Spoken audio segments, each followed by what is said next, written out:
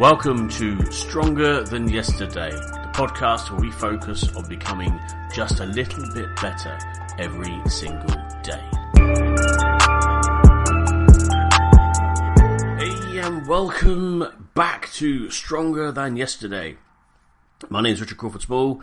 Today we're going to dive into something that is very dear to me actually, and is at the core of everything that this whole podcast is all about, and that's transformation. The transformation of our physical selves, our emotional selves, our spiritual selves, and our intellectual selves. Now, most people think, or I used to think anyway, that transformation kind of begins with meal plans and workouts and the routines and affirmations and all of that. And I'll come on to affirmations in a bit because I have a real love-hate relationship with affirmations. But actually, if you take a bit of a step back and you think, right, when you look in the mirror and see yourself, what do you see? Do you see the physical shape, you know, your physical makeup, the body and bones, and but you don't see your bones unless you're unlucky, but yeah, your body, skin, all that kind of stuff, right? And when it's reflected back at you, what does your self say about itself? This whole concept of self-image. Now, I've been reading a book called Psycho-Cybernetics by a guy called Maxwell Maltz, and I'm only on 4 chapters through, but it is actually quite insightful. It was written in 1960, and I'll read you the blurb on the back about it actually. It's probably the easiest thing to do. Happiness and success are habits, so are failure and misery. But negative habits can be changed, and Psycho-Cybernetics shows you how. Ooh, exciting. In this updated edition of the landmark classic, Maxwell Maltz helps you to master the mind-body connection in order to turn crisis into creative opportunity and enjoy freedom from fear and guilt. With testimonials and expert techniques from realization and visualization, Psycho-Cybernetics shows you how to build better habits and create a self-image you can believe in, leading to the success and happiness you deserve. Self-help classic. Right, cool. So, now, so what have I learned, and how does all this working out, and what's the point of you listening to all of this? Okay, so basically, the actual physical changes don't work unless you've changed your self-image, your mind. And if you're looking at a case of fitness or weight loss or whatever, to make it stick, you need to adopt the image and identity of a future self that's thinner and fitter, more athletic, whatever it is. If you want to make more money, you've got to adopt the image and the identity of someone who has more money. And if you, all these different things, if you don't adopt that image, that identity, it doesn't stick. And this can be proven through lots and lots of different things. You know, all the times people have lost lots of amount of weight and then put it straight back on again. Is it because they've not actually decided to inherit and adopt the habits that someone who is fit and active and athletic and healthy has done? It's just been such a quick kind of jump into it and then a jump out because they don't have the belief that they are worthy of all of this. And I actually think, from my point of view, it's actually helped me to totally sabotage really successful projects that I've worked on, because deep down I probably didn't think that I was worthy of it, that I was valuable enough, that I had earned it, even though I had, even though all these things are not true. And that's the truth, that's the reality of it, right? These things are not true, but we give it truth through all of the experiences that we've had, all those things that have built up that have told us who we are. And that's what we apply to the external situations that arrive. We deal with it as a person who might not feel valued, or might doubts themselves, or has imposter syndrome. We deal with it like that human being, like that person. But if you think about how someone who isn't like that would deal with the same situation and they turn it to their advantage, then you can kind of think that obviously there'll be a completely different outcome. Let me give you an example. So, once upon a time, my corporate guy, I really didn't get on with my boss. We just didn't click, and there was a sense of bullying in it. Perhaps, yeah, I think there was definitely some aspect of all of that from that person to me, and often I felt really frustrated that I didn't deal with it in a stronger way, that I didn't deal with it in a more kind of me way, basically by just telling them to fuck off, which is really what I really wanted to do and should have done. But I had a family, right? You can't just tell your boss to fuck off because, that has massive consequences for your income. And also I was really, really engaged in my career at that time. I wanted to succeed. But kind of also felt that my face didn't fit, and no matter what I did, I was never going to be valued. That's how I felt. I felt undervalued. I was a clever guy, but I wasn't being used in the way that I wanted to, or I could add the most amount of value to the organisation. Ugh, makes me want to vomit even hearing it. So, I behaved like that. I behaved like someone who, didn't have a huge amount of value to give. And there was one particular instance when we were actually just talking about training. And I was on the rower, and basically, I kind of tested myself and thought, how quickly can I do 5,000 meter row? And I absolutely blitzed it, nailed it. I think I was 18 minutes, something like that. It was a really, really, really quick row for someone who's 5'9". And everyone was sort of they did this in the gym before a conference, and then upstairs, the guys are sort of talking about how they did their running, etc., etc. And I sort of said, yeah, I've just did a sort of row this morning, managed to get 5,000 meters in 18 minutes. Not expecting a huge pat on the back, but kind of recognition that might be a decent stint. And this person just said, well, that's stupid. Why are you even doing that? That's totally anaerobic fitness. You should be focusing on aerobic fitness. And, I've been training myself long enough to know that we all train how we want to train, right? You just do what you want to do. You do you and I'll do me. You might think it's stupid. I don't. I enjoy doing it. So, fuck you. And that's what went through my head. The words that came out of my mouth were, I suppose maybe you've got a point, just weak ass shit, right? Weak ass shit. And now the fact I remember it even now tells you how pissed off I am, or was, about all of that, because that just wasn't me. And it's those, and you multiply those reactions by 365 every single day. You do that, you react that way, passive. Eventually you become passive. If I turned around right then, because this is actually quite early on in our sort of relationship, our business relationship. If I turned around then and just said, well, do you know what? That's you do you and I'll do me. Would our relationship have been different? Probably. Would I have had more respect from him? Probably. Would life have been a bit easier? Probably. Would I have been more successful? Probably. But I didn't do it. I reacted how submissive, rolled over, stroked my belly. So I became that person, and over time it erodes you. So part of the movement, the change, if you like, for me and for you, could be just to totally rewire your brain and think, right, you know what? Fuck that person. I'm not being him anymore or her anymore. I'm moving forward strongly. And to do that, you've got to change your identity. You've got to change your idea of who you are. And before you get the weight to stick, to come off, before you get the physical change, you've got to change yourself spiritually, emotionally, intellectually. And in this book, they give a really useful way of doing it. And like I said, I'm only 4 chapters in. I might come back and do another one to follow up on this, but I don't want to become a bit of an evangelist on the book, right? This isn't a book review. It's not the kind of Psycho-Cybernetics show.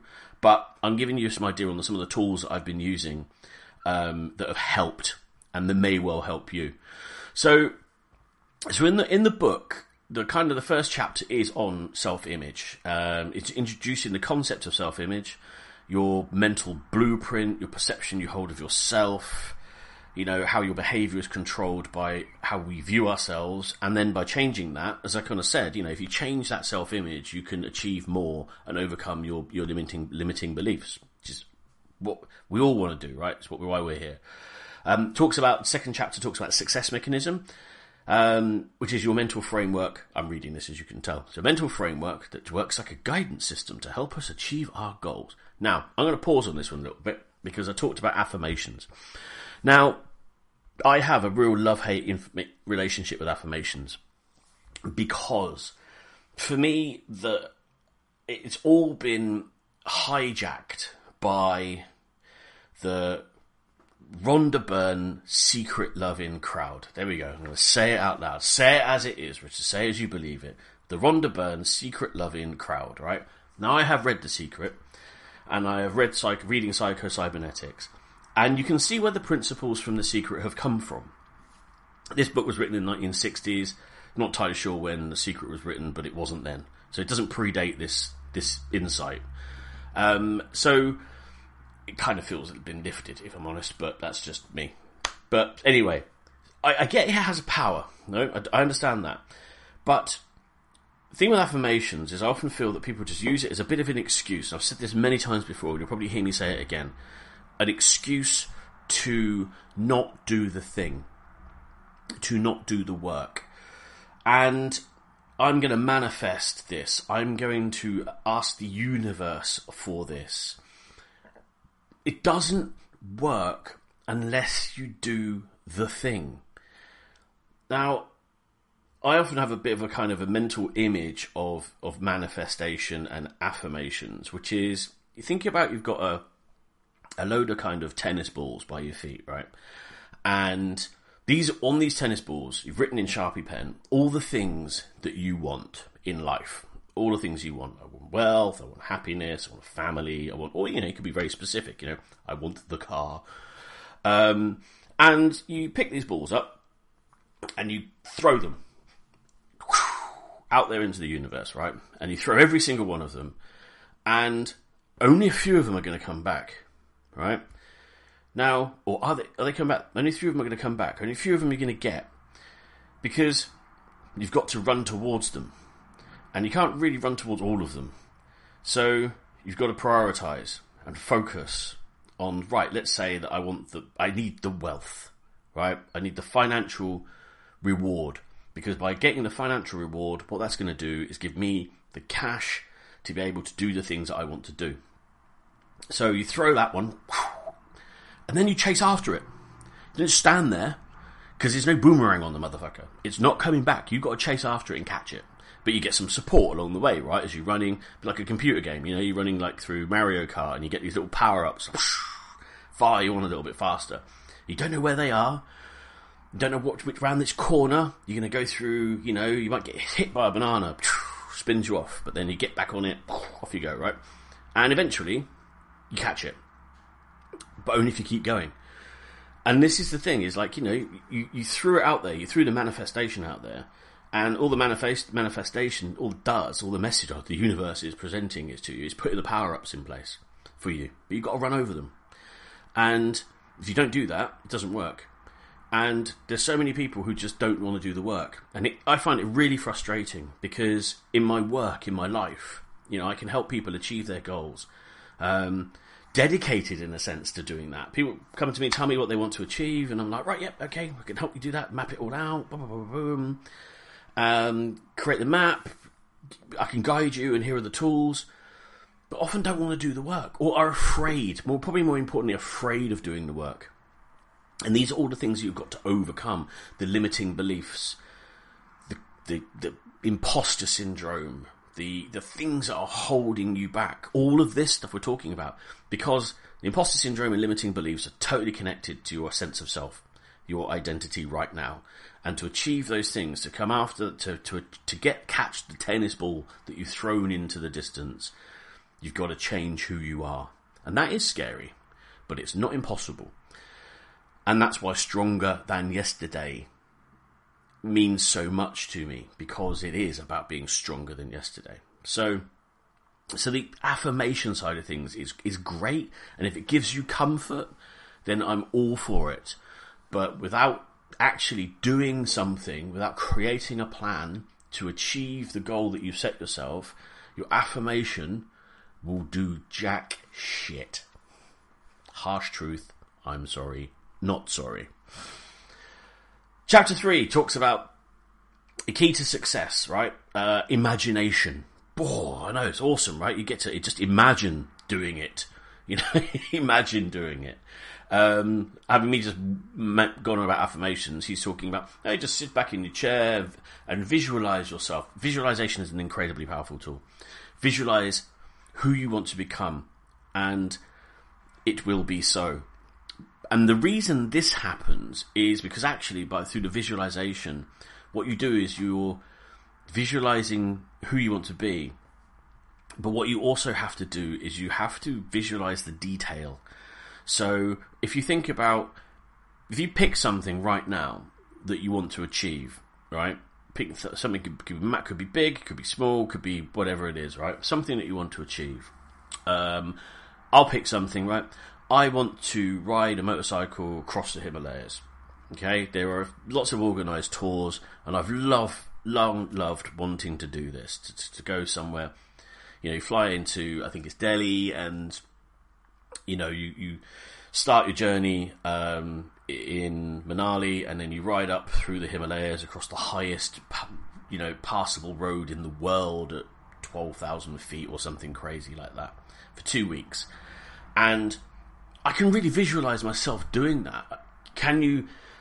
I can feel I can smell the smells. I can feel how cold it's going to be, how thin the air is, the motorbike I'm going to be riding, what am I going to be wearing, how will I feel like when I'm there, who else is going to be there, what other people will be there. Visualizing myself in that space, and then thinking, right, okay, well, what do I need to be able to do to achieve that? Obviously, got to get there. It's not an inexpensive trip. It's quite a selfish thing to do because it's only me who can go. So I'm the only one in my family, apart from my eldest son who rides a motorcycle, but he's 18. It's not a bit too early for him. So, I'm the only one who can do this. So it is quite selfish. So I'm thinking, that could be an immediate showstopper, couldn't it be? I don't know if I'll get buy-in from my family. Of course I will. They'll be happy for me to do it. But, to do it, can't draw money from the family pot, right? It's got to be self-funded. Totally understand that. Fair enough. So what can I do to achieve that? How am I going to get the money? Then, you see the shift. And it's not about when am I going to do this. It's about how. And I know that people say, don't worry about the how when you're doing your affirmations. The how takes care of itself. No, it does not. It doesn't. When you're doing the visualization, of course, don't worry about the how because it just distracts you from doing the big picture stuff. But at a certain point, you have got to create a bit of a plan on how you're going to actually do this. And that's the difference between getting it and not. Wonderful saying, write it down, commit this one to memory, that a goal is a dream with a plan. And if you're a dreamer, you're just doing the affirmations with no plan. If you're creating a goal, you've created your objective where you want to get to, and you've created the steps that are going to get you there. It might take you a long time, it might not take you a long time, but you've done that thing. And that, for me, is your first success. It's the first win, the first big step forward is I have my goal and I have created my plan. Now the hard part comes, executing your plan, daily habits, step by step. It's all the same thing. If you think about anything that you want to achieve, it all has the same process. Where am I now? Acceptance of where I am, right here, right now, at this point in my life. Where I want to get to. Who is the person I want to be, if you're talking about identity shifting? What is that person going to be like? What are they saying? What are they feeling? What's going on? And then, in between that point and that point, it's a series of steps. And for identity shifting, it's a series of daily habits. And if you're adopting the personality, the persona of someone who is 15% body fat, and, happy, and you believe happiness at 15% body fat, what are the daily habits do you think that person has? Do they get up at midday and smash a Mackie D's in and go to work, drive to work, if it's a mile down the road, come back, have another Mackey's on the way back, a couple of beers at night, watch some television? Is that the persona? No, of course it's not. What that person would do is get up early, go to the gym, eat healthily, do his job, maybe even cycle to work, his or her work, cycle home, eat some more, go to the gym. You get the picture, right? Not do 20 odd hours of inactivity, but be active. Same with someone who's looking to generate more revenue, make more money. What activities does that person do? Side hustles, work, looking for a new job, looking for something. How am I going to get a promotion? How am I going to get more money? All these different aspects of things. That's what people do. They adopt the habits of the person that they want to become. And that's what, if I was to summarize Psycho-Cybernetics in one sentence, that would be it. It's teaching you to adopt the habits of the person that you want to become. And the last chapter I'm up to is chapter 4, which is Let's try that one again. Chapter 4. Dehypnotize yourself from false beliefs. Now, this is the damaging part of it, which is this identity of self that you're creating.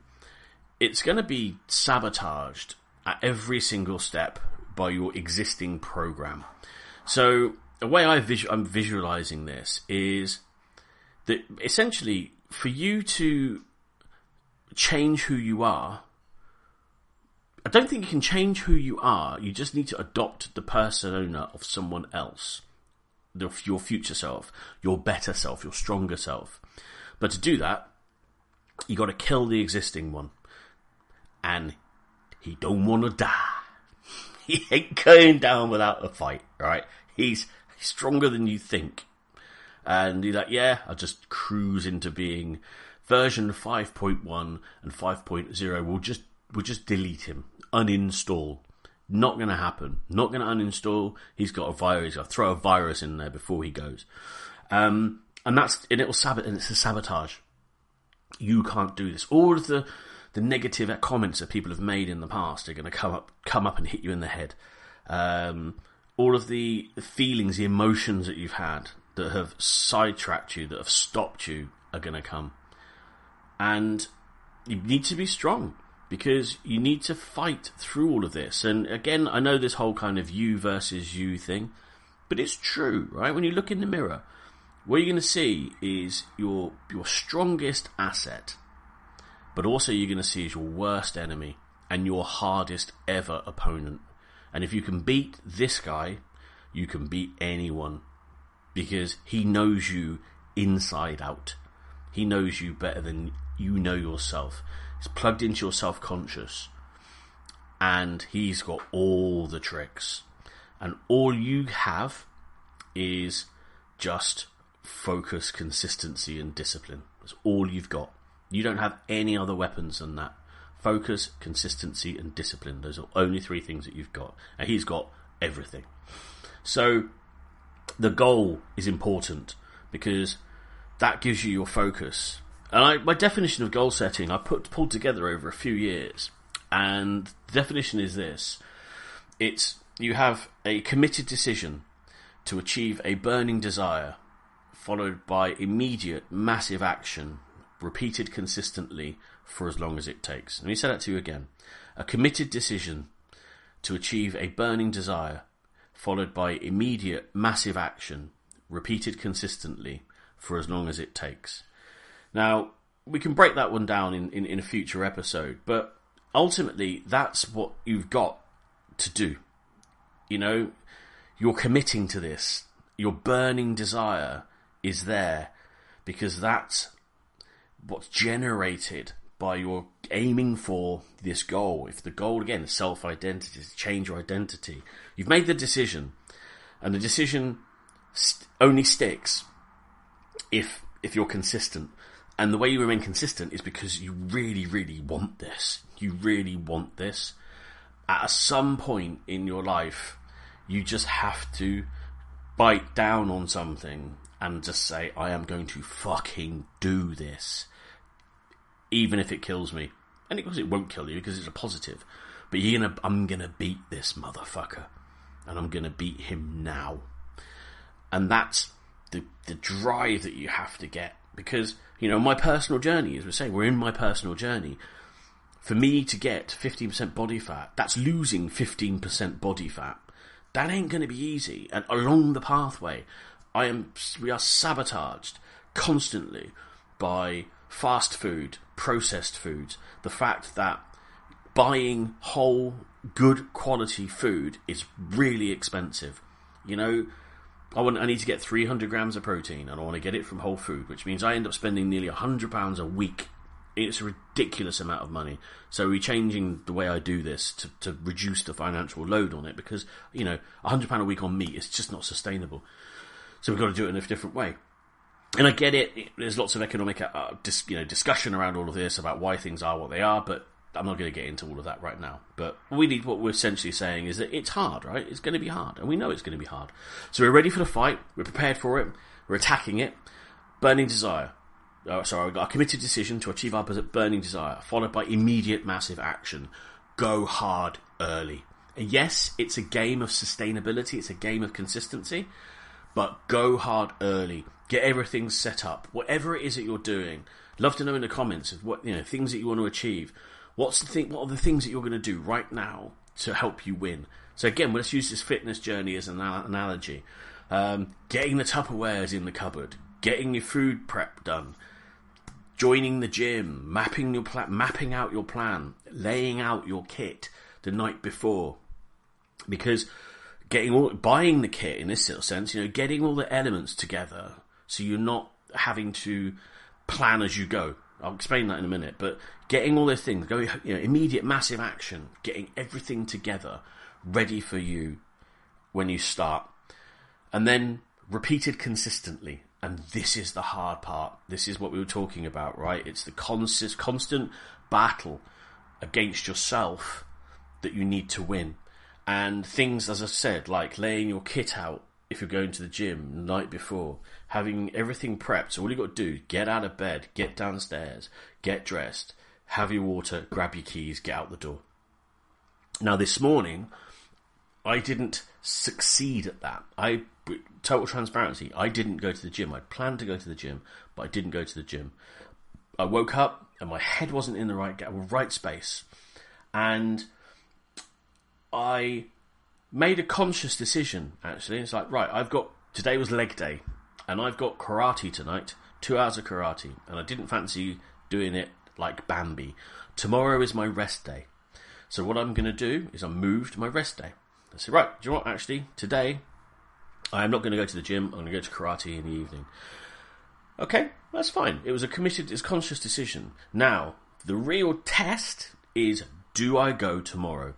Do I do leg day tomorrow morning? Because if I do that, my decision was successful. It was the right decision. Because all I did is just listen to my body, made the change, and adjusted my program, but I'm still on track. If I don't go to the gym tomorrow, then what I have done is I've succumbed to myself. I've lost to him. Because this morning, he was just like, nah, you don't want to do this. It's dark outside. It's cold. Ooh, bed's warm. Yeah. You're a bit tired. You got 2 hours of karate tonight. Do you really want to go do leg day? So the devil, the angel in your ear and the devil on your shoulder. That's what we have. So tomorrow is, important session. Tomorrow is an important session for me. Tomorrow morning, up at 5, in the gym 5:30, doing legs. To do that, I've won. I'll let you know in the comments if I do it or not. But I think we all know that I'm going to do all this because I'm committed. And the final part of this is as long as it takes. For as long as it takes. You have to be committed for the long term. This is anything you're doing that's just going to be effective and worth doing has to take a bit of time. And we live in an era of desire of self-gratification. We live in Amazon Prime land. We live in when everything's here. It's now. Deliveroo and all these different things, right? It's all here. ready for us to consume immediately.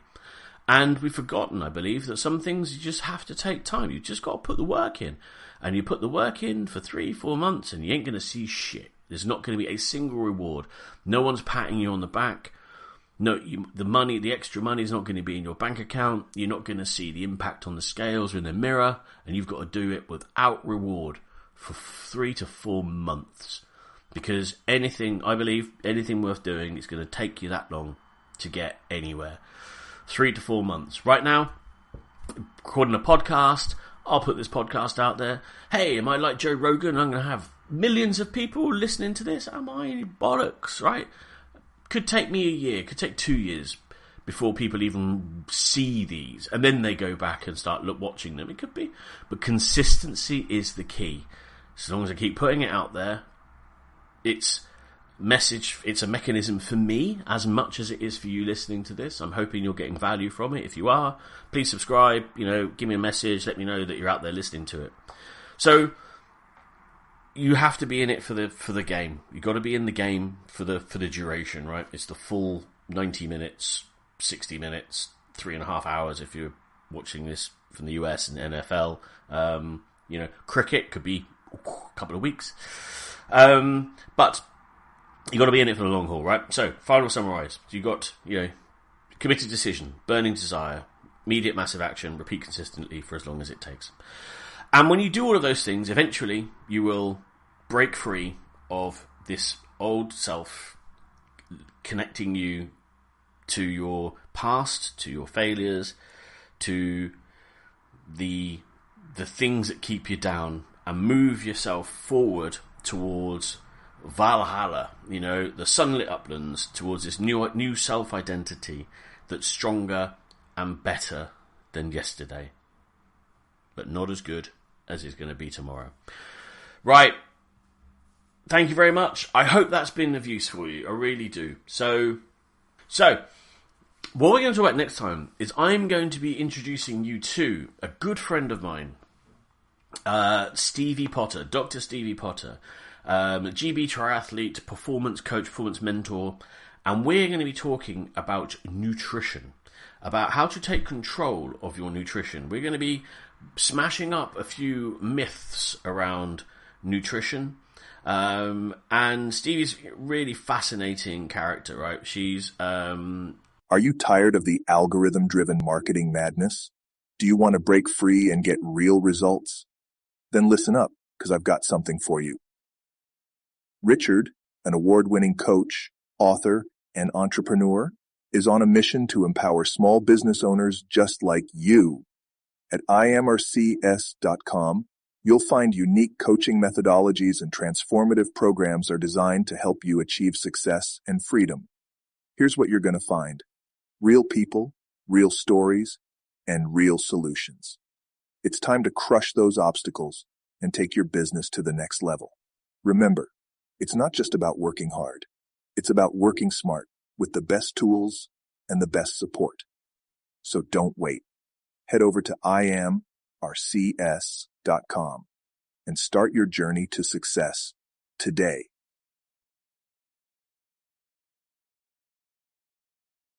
Dentist, performance coach, wealth of knowledge on nutrition, because Stevie has gone from being, I suppose, the self-described fat kid at the back, to a Team GB triathlete.